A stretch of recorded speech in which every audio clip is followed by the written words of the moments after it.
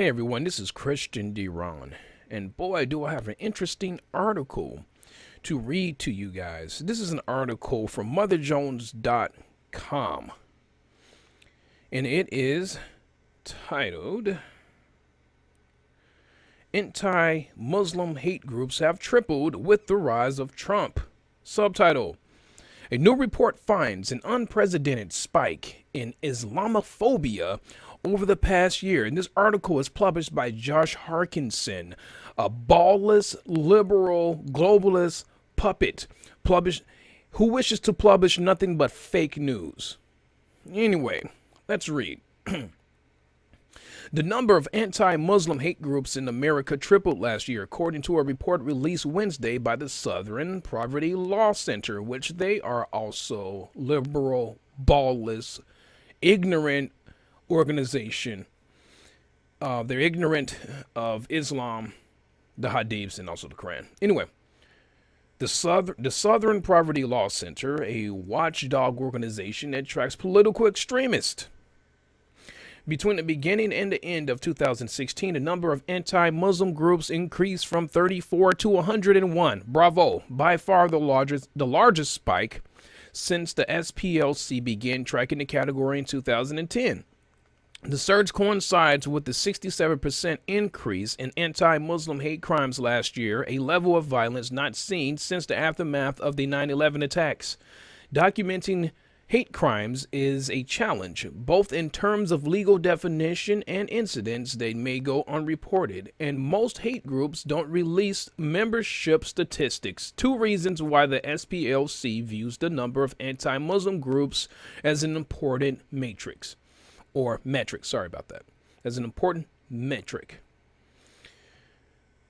Then he also has a chart on here of the anti-Muslim groups from 2010 and 2016. So in 2010, there were 5, and then in 2016, it skyrocketed all the way up to 101. Now, he said that there has been a 67% increase in anti-Muslim hate crimes since last year. So he doesn't have any sources of reference in this article. This is why I consider it fake news. I'm sick of people saying that Muslims are being attacked in the United States by the right, and that's a lie. Notably, the steady use in these hate groups began around the launch in the mid-2015 of Donald Trump's presidential campaign. Though the Syrian refugee crisis and the terrorist attacks from Paris to Orlando may have fueled some increase in Islamophobia, Trump's reported invocation of the threat of radical Islam terrorism and move as president to ban immigrants from predominantly Muslim countries has clearly fanned the flames. How about terrorists are fanning the flames? Islamic terrorists are fanning the flames, and the people are waking up.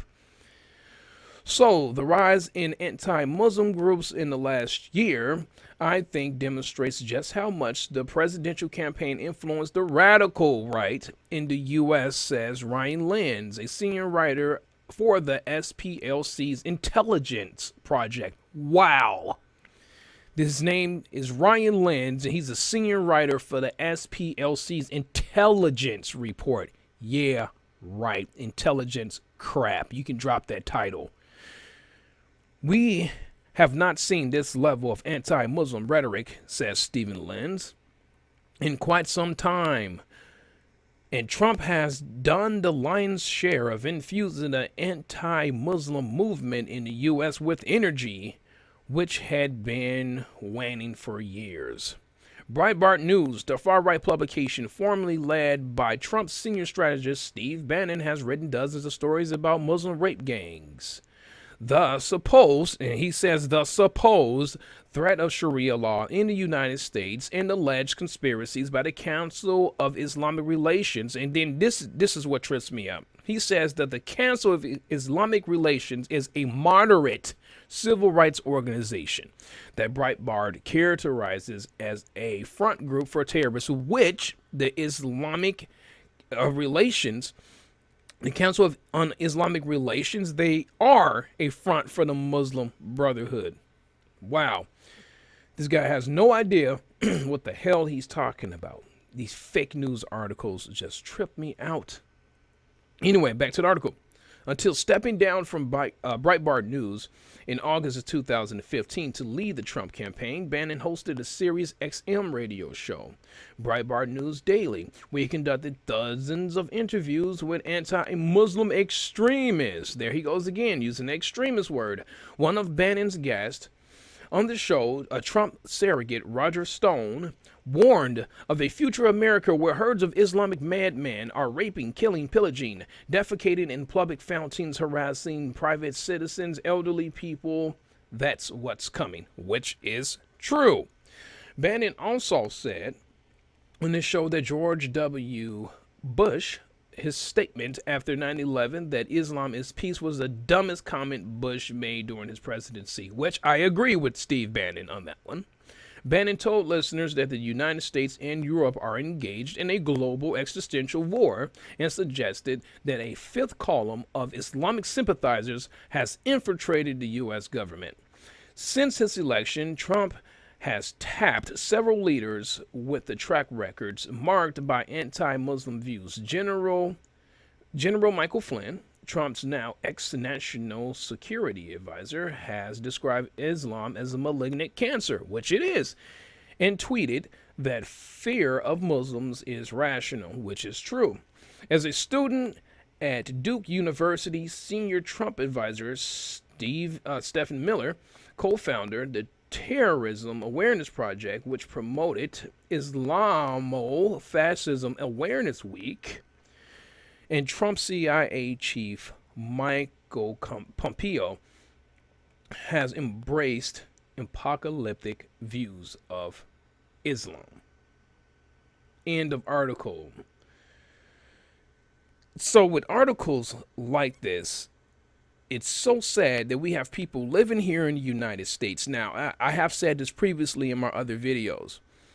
Muslims are not so much a threat, which Islam is a threat. Muslims are a threat somewhat. But the biggest threat are these dumb, ignorant, ballless liberals who have more compassion for people outside of the country than people in their country.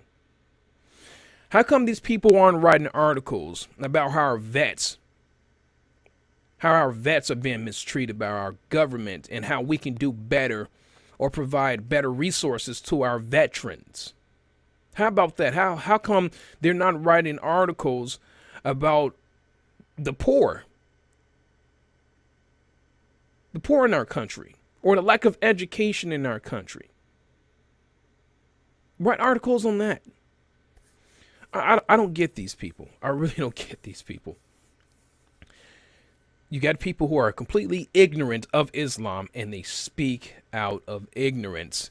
It takes the cake each and every freaking time when I read these kind of articles or I come across these kind of liberals with a bleeding heart for the enemy, but they don't have a bleeding heart for their own people. Anyway, if you like this video, please make sure to comment, like, and subscribe.